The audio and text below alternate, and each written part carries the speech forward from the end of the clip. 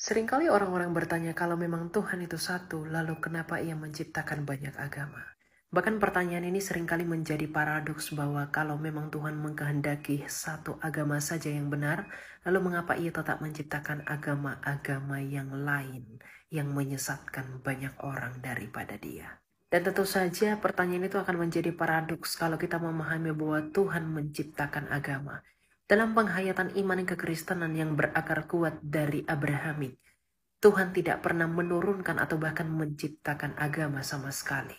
Karena sejak penciptaan manusia pertama, nenek moyang manusia yaitu Adam dan Hawa yang kemudian diregenerasikan melalui Nuh hingga kepada Abraham, Tuhan tidak pernah memberikan atau menurunkan satu agama yang harus mereka yakini agar mereka benar di hadapan Allah. Karena tujuan Allah menciptakan manusia bukanlah untuk beragama, melainkan untuk memenuhi seluruh bumi dan menguasai seluruh isinya sebagai makhluk yang paling mulia yang diciptakan di bumi ini.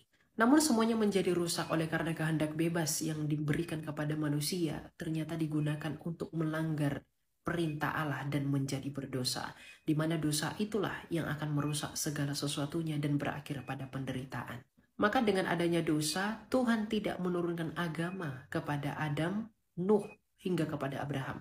Melainkan Tuhan menjanjikan satu solusi, yaitu janji mengenai kedatangan Mesias kepada Adam yang disebutkan merupakan keturunan perempuan yang akan meremukkan kepala iblis, hingga kepada Nuh, hingga kepada Abraham, dan sampai kepada Kristus. Sehingga puncak penggenapan dari janji Mesias, pembebas dan penolong yang dijanjikan Allah kepada Abraham, Adam, hingga kepada Nuh, itu adalah Yesus Kristus itu sendiri.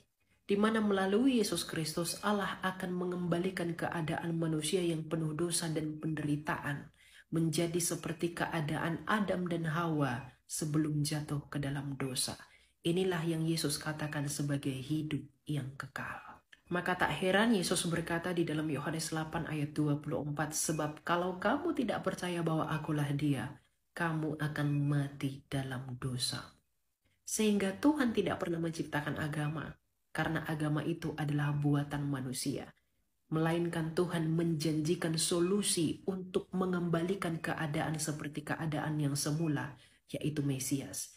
Dan orang-orang yang mengikuti Mesias itu disebut sebagai Kristen. Dan Kristen sendiri bukanlah agama. Kristen sendiri artinya Kristianos, yang artinya pengikut Kristus atau pengikut Mesias yang dijanjikan kepada Adam, Nuh, dan juga Abraham, yaitu Yesus Kristus. Jadi pertanyaan mengenai kenapa Tuhan menciptakan banyak agama itu tidak pernah dipersoalkan dan diperhadapkan kepada orang Kristen. Karena Tuhan Allah yang sejati, Allahnya Abraham, Ishak, dan Yakub, itu tidak pernah menciptakan atau bahkan menurunkan agama. Dia hanya menjanjikan Mesias sang penolong. Itulah Allah yang hidup, yang memberikan solusi atas penderitaan manusia untuk bebas dari dosa.